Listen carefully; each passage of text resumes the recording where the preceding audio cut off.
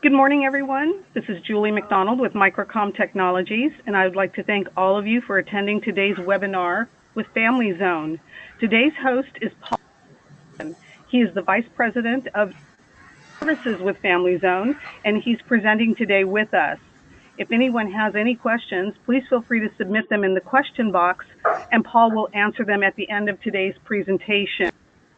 Thank you very much, Paul, for appreciate your time and your presentation. I am finished for now. Please go ahead and take it on over. Great, thank you, Julie, and thank you for everyone who's attending this series of webinars that we're running with Microcom. Today, what I'm going to do quickly with a quick agenda is we're just going to give you a quick overview of Family Zone. It's only 3 or 4 slides just for anyone that's new.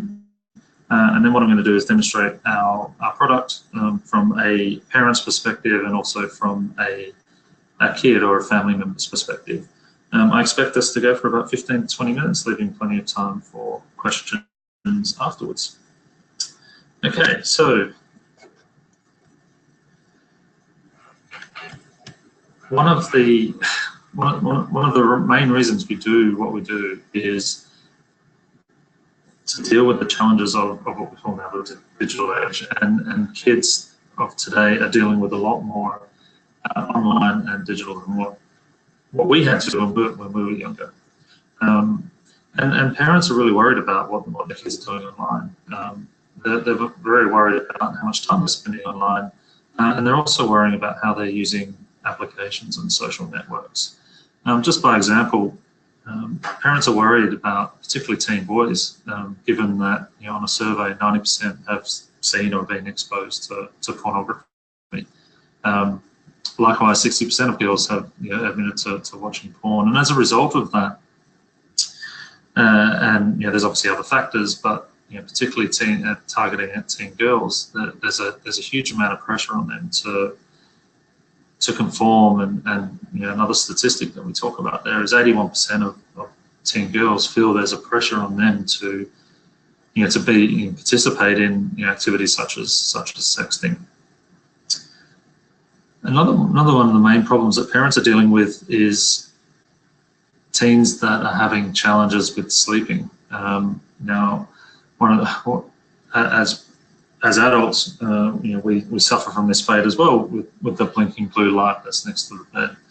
Teens are no different. Obviously, for them, it's a lot harder to control. The fear of missing out is a huge factor, but that's a frighteningly large statistic. 75% of teens have problems sleeping, and a lot of that's due to online behaviour. And given that they do spend a significant amount of time online, not only for enjoyment, but also for schoolwork as well, so up to about 4 hours per day, and that increases on weekends. The other challenge, particularly around social networks and apps that facilitate group conversations, group video, cyberbullying is a huge problem that not only parents but schools are dealing with today. And there's a large number of preteens and kids that are using these tools that are getting exposed to a lot of this from an early age. So when we designed Family Zone, we designed it as a solution for real world families. What we determined very early on was that we couldn't just have an app for the iPhone or an app for an Android or an app for a PC. We needed to ensure that there was cyber safety on every device, everywhere. That includes obviously phones, tablets, PCs, gaming consoles. And what we also very quickly realized was, as technology people, we needed to engage with the leading, what we call our cyber experts. And these cyber experts are people that are working with schools, working with parents, working with real world problems, and understanding how kids are using all of these tools and applications, and developing and designing profiles that a parent can choose to use in our platform. So about 3 months ago, we met with Microcom. Microcom national distributor here in North America, and we talked to them about how we could how we can partner up to deliver the family zone into more homes in North America. And one of those ways that we could easily facilitate that is we have a product which is a home controller, or what we call our home zone. Our home zone is as the slide suggests, it's a dual band gigabit AC router, or access point, sorry, that plugs into an existing modem that a family would have and presents itself as a safe family network. So any device in the home that requires protection and cyber safety would connect to that network. To simplify things as well, what we also did was bundle in a 12-month subscription. So for the retailers that are purchasing from Microcom, they're able to sell direct to their customers a family zone box. Included with that is a 12-month subscription, which will work for up to 6 home zone access points, if that's what you choose to put in a house, or up to 6 mobile devices that can also be protected. But it's a very simple process, and what I'm going to do today is just give you a sneak peek into some of the features that you get with the family zone box, as well as with the family zone as a whole. And finally, a little bit about the family zone. We've been in business, let's say, for 2 years, launching in late 2016. We do have a very unique approach to distributing our products. So we're distributing not only through distributors like Microcom, but we're working with schools, we're working with telcos, and we're working with a wide range of other resellers. So we are a global business. We are headquartered in Australia, but we do have offices here in North America as well. Okay, so without further ado, I'm just going to switch out to the demonstration. Okay. Charlie, are you able to confirm that you can see my screen? This should be.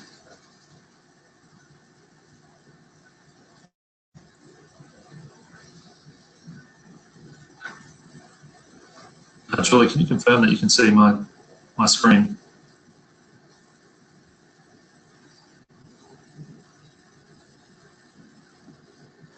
Okay. Unfortunately, Julie hasn't confirmed that, so I will just have to work on the assumption that anyone who's joined in can see my screen.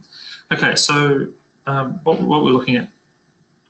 We can see your screen. Okay, excellent. Okay, so Family Zone is controlled through a portal, and what we're looking at here is our dashboard. Our dashboard is essentially my family, and my family in this particular demonstration is made up of myself, Paul, and I've got one child. What we're able to do from here is configure up other family members, which I'm going to take you through now. So I'm going to add a team into my family. Okay, so and what the system will do, the system can determine the most appropriate age for your family member. Alternatively, you can design or assign, the profile that's most age appropriate, which is an important feature of Family Zone, is that we realise that kids of different ages have different needs for using the internet. So as your child ages, the Family Zone ages with them and will provide different levels of access to the internet based on that. So for a teenager, I'm going to assign them into the juniors profile, just for argument's sake.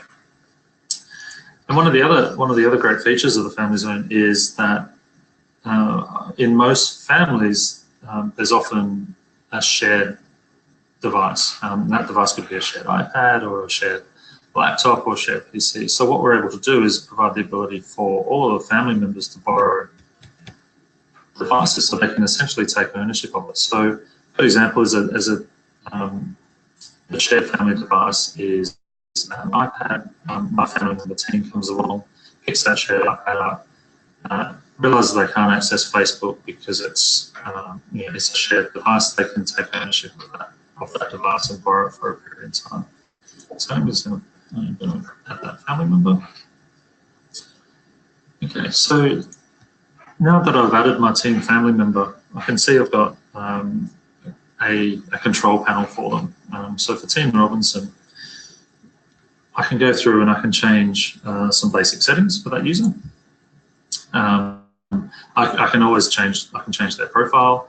What I'm also able to do is configure whether we track usage and whether we're going to send filter reports for that user. Let's go back. One of the important aspects of Family Zone is that I am able to configure a calendar for that user. So a calendar could be used to manage the school days and the rest days, essentially. So what we can see here is a standard calendar. The blue represents, if I scroll down, we do have a legend. The blue represents a school day, so Monday through Friday is our school days, Saturdays and Sundays what we call rest days. Just as an example, if Friday was a day off for this teen, maybe it's a school-free day, the parent can come along and make changes to their routine, so they can do simple things like change the routine to make this say the 5th of January, we're in February now, make the 2nd of February a rest day. Now, why that's important is what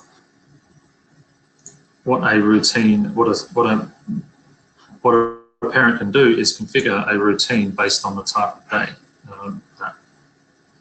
And just to let everybody know that all of these values are defaulted, and very rarely do parents need to actually go and make any changes, but there is a lot of flexibility here to do that. So a day in the life of Family Zone is broken up into 4 segments, if you like. We have a sleep time, which in this particular case is saying from midnight through till 7 a.m. is sleep time. From 7 a.m. through till 8 a.m. is playtime. From 8 a.m. through till 3 p.m. is school time. And then from 3 p.m. through till 9:30 is some additional playtime. And then the remainder of that evening is sleep time.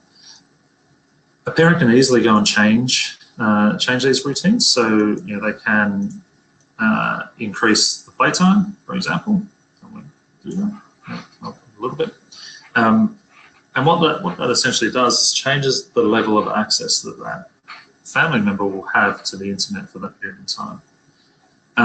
We segment the day, we break the days up into school days and rest days, as you saw in the calendar. And the reason we do that is rest days typically don't have a school or the study time. However, a parent can configure that if they want, particularly on maybe for the teens, when they're doing homework, etc. on the weekend. A lot of parents are using the Family Zone to avoid the distractions that kids have when their devices are connected to uncontrolled to the internet, and they're constantly getting snaps, or they're constantly getting messages through Facebook Messenger or WhatsApp or whichever the case may be. Okay, so how do we configure now what a teen can access during those times? So once we're satisfied that we've set up our routines and we're comfortable with how our kids and when they're going to access the internet, what we're able to do is configure the controls, if you like, for cyber safety. So on the teen example, as we can see, we've still got the juniors profile that we assign to that teen user. What we're able to do is control various aspects of what a user is able to do based on the type of the age profile that they're assigned. So we break it up into the categories. So we don't obviously allow parents to configure each and every site on the internet. What we do is we say, well, we categorize websites based on their topic or their subject, so advertising, alcohol, etc.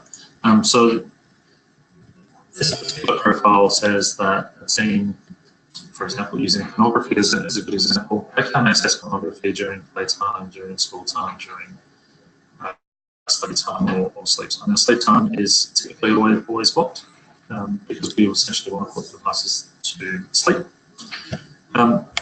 What I might be able to do is say, well, 13 to 15, as a parent, I want to be able to override what the defaults are. So I can say, well, actually, alcohol is probably not a good thing. I don't really want my kids, my 14-year-old, browsing, beer sites or wine sites or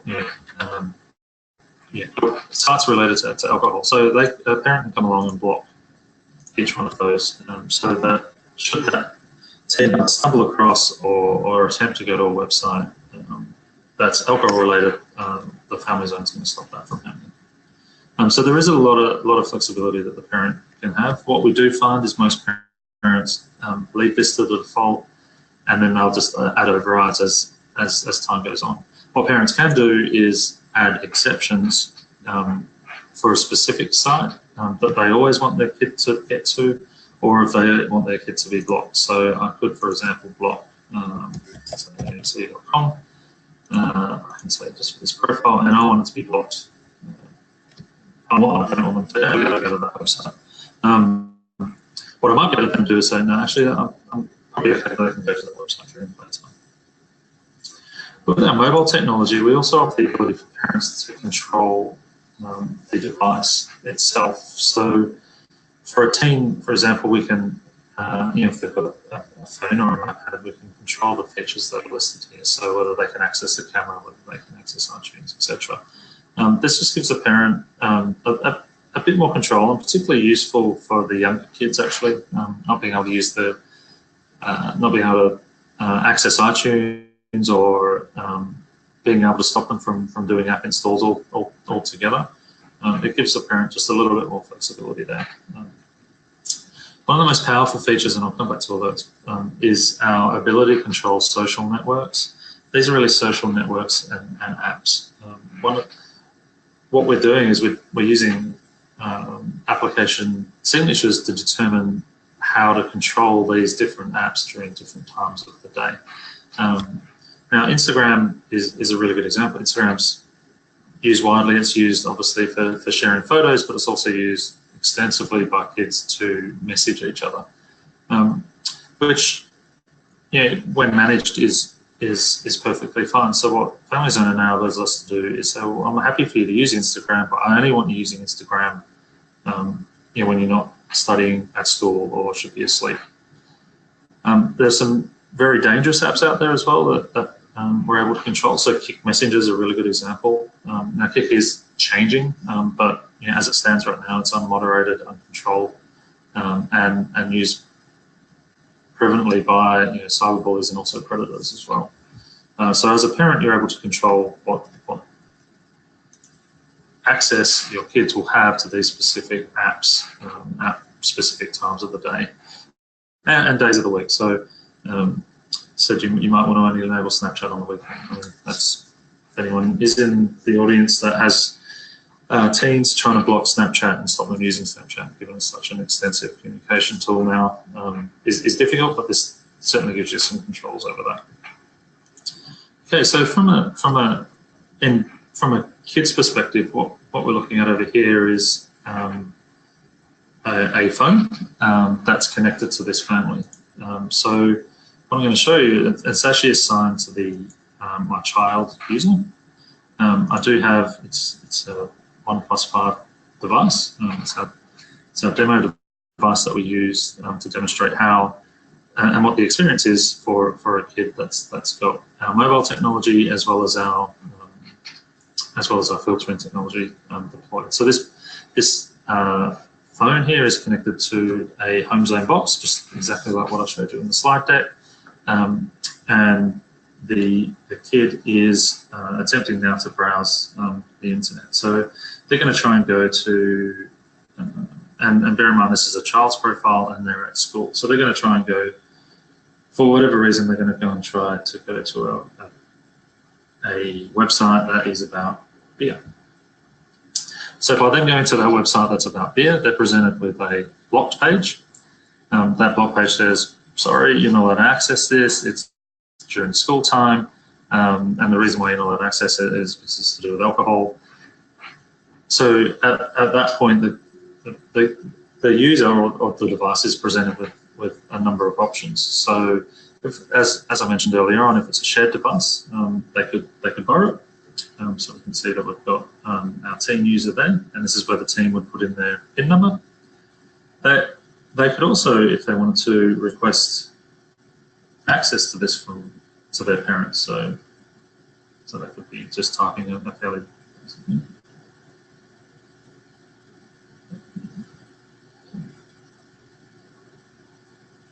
And what this will do is this will send to the parent a to-do or a message to let them know that your child's requested access to this website, and what they're able to do. Just check. And what it will do is it will create a access request as a to-do. I'll also get an email for that. And what I could do is actually I can say to the I can say, yep, that's fine. I'm okay for you to access that, but I'm only okay for you to access it for a certain amount of time. Alternatively, I can just ignore that request altogether, which is what I've done there. One of the other important aspects of our technology, and if I just quickly show you our controls for my kid profile, so my child profile, is I'm able to stop access, as I mentioned, to the camera. I'm able to stop access from getting them to do the install. So quickly just go to the Play Store. What we actually do is we redirect that user to our Mobile Zone app. From there, we can see that the user doesn't have access to being able to install applications or be able to use the camera. Unfortunately, on Android, the camera is not a great experience. What it will do is just shut down and present us with, unfortunately, just an error. But it does stop that user from being able to control or use some of those device features. So that was a very quick overview of the Family Zone. Thank you once again for attending. Apologies for being a couple of minutes late. But yeah, I'd like to answer any questions that are now in the room. Thank you very much, Paul, for your wonderful presentation. We enjoyed it very much, and I do have some questions for you. Let me get started with this first one here. Does the access point have sites that are already pre-programmed that are deemed dangerous for children, and can the parent, as the parent, can we add additional sites as we go? Yeah, absolutely. So when you first set up your child, they get assigned a profile, and it's not specifically a site that is blocked, it's a category of site that is blocked. So as soon as you first connect to the network, or that device is first connected to the network and it's assigned to that user, they won't be able to access those sites based on their age. Unless the question was targeted around a guest user connecting to the home zone box. What we do have is what we call our safety net or a guest filter as well. So there's a certain amount of categories of sites that are just not permitted in your home network. So for example, in this particular home zone, a new device connecting to the network won't be able to access sites about alcohol, or they won't be able to access sites about pornography. Show me if I can still see my screen. Thank you very much, Paul. Next question here. In regards to the calendar, it looks like a parent can set the timer for each child in the home and can allow additional time and maybe have an added incentive for your children to do chores. So the parent has exclusive capability to shorten, lengthen access time. Is that correct? Yeah, that's right. So what we see a lot of parents do, and again, I'm just navigating on my screen to show by example, is we provide the ability for a parent to do a quick time change. So so right now the family members in school, but more often than not, they're in they might be in study or sleep. What the parent can do is open up playtime for a specific amount of time, so 15 minutes, 30 minutes, or 60 minutes. So yeah, we've seen some parents that pretty much have every device that their kids own always in sleep mode, and then based on doing their chores or finishing their homework, then they'll give them an allotted amount of time to use the internet. Thank you, Paul. Next question here. When using this product, does it only work with Wi-Fi? Can this be enforced if the child uses a carrier internet not connecting to Wi-Fi? So yeah, we do also support on the box. So any device, we've got 4 Ethernet ports. So any device can connect to that. But as soon as the kid leaves the home network or the safe network, with our mobile technology, we do provide the same filtering that is provided at home when they're connected to any, what we would call an unsafe network. So that would be the carrier network, or that would be Starbucks Wi-Fi, McDonald's Wi-Fi, or a friend's hotspot. So we do that at the moment using the VPN technology. So in the mobile zone app ensures that it's enrolled to the right user, and once it leaves the safe network, and we can see on my device here, there's a VPN tag. I've connected to an unsafe network, so the VPN initializes, and then we're able to filter traffic. Thank you, Paul. Next question here. It's regarding gaming systems. It says here, the question is, game systems only need connection while downloading or uploading a map. Let's say that I'm playing a sports-based game that does not need updates regularly. Can I technically still play this game if the system itself is disconnected from the internet but doesn't technically need to play the game? I'm sorry, I hope you understand that question. Yeah. So I think I understand this question. So if the game doesn't require an internet connection and can be played essentially offline, Family Zone doesn't control that. If it's a PC game, or what we're finding is gaming consoles, particularly PlayStations and Xbox being the two biggest, they will require authentication or registration and a valid internet connection. So as I said, what we see a lot of families doing is creating a family member called games or consoles, and then providing a routine, if you like, of when those consoles can be played. But if a game can be played or a console can be configured to allow games to be played offline, then the Family Zone can't control that at the moment. Thank you, Paul. Next question. If the child deletes the application on their cell phone, the parent will be notified. Is that correct? Yes, correct. So the parent will get an immediate notification to say that the Family Zone app has been removed. And while we can't keep doing what we do when that device has been removed, we certainly let the parent know immediately, and it's a red alert that gets sent to the parent. We also, which I failed to mention, we do have a native app that for the parents to manage the zone. So that also supports being able to receive push messages. So if the kid does remove the app, the parent will get a push message, a text message, or an email depending on their notification preferences. And in fact, that was my intent to demonstrate. Our next webinar was the parent app and our mobile technology in a lot more detail. Fantastic, thank you. Almost done here, a couple more questions. Do you have a Family Zone parent forum? I missed the last one. A parent, what, sorry? A forum for parents. Oh, we do. So we have at help.familyzone.com. There is a forum there for the ability for parents to interact with each other, but also interact with cyber experts. Excellent, thank you. Can you give us an overview of any technical support from Family Zone? Is there a number we could call or a website if anyone has any issues that they would like you guys to address? Yeah, absolutely. So at familyzone.com, we are, as I mentioned earlier on, we are a global business, so we can follow this on technical support. we have local support here in North America. Anyone in North America can call our toll-free number, or if they're overseas, obviously they can direct us.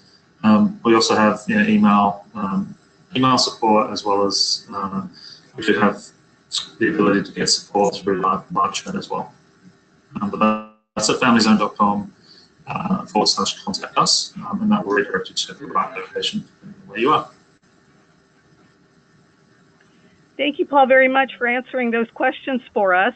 And thank you to everyone for attending today's webinar. If you have any other questions, please feel free to contact your sales rep, or you can email us at sales@microcomtech.com.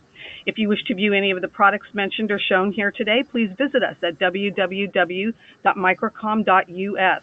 Please remember, this webinar presentation has been recorded and it will be uploaded to our Microcom YouTube channel so you can view it over and over. Thank you very much, Mr. Paul Robinson, for being with us today. We greatly appreciate your time and your presentation, and we will talk to you again soon. Thank you. And thank you, everyone.